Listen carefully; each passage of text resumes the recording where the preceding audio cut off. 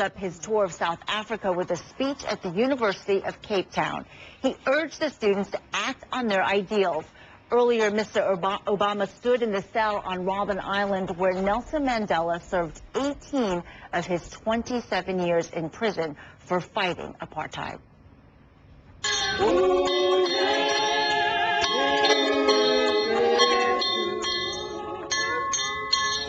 In Mandela's ancestral village, relatives and supporters attended a special church service held in his honor. The 94-year-old remains hospitalized in critical condition. He has been battling a lung infection for 3 weeks.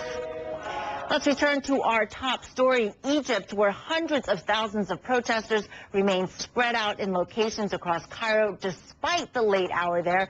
And here's a look at where the major demonstrations are underway.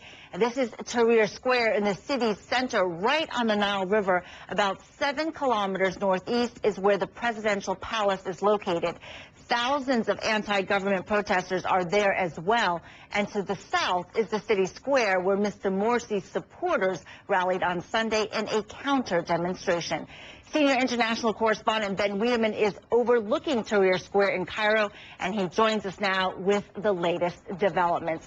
So, Ben, this is very different from the uprisings that happened in 2011 when President Mubarak was ousted, because that was pretty much just centralized in Tahrir Square, and this is widespread. No, actually, in the 2011 revolution, there were also important uprisings and protests in places like Alexandria and the Nile Delta, and that's exactly what we're seeing all over again. This is the biggest demonstration I've seen here in Tahrir since the night that President Mubarak stepped down on the 11th of February 2011.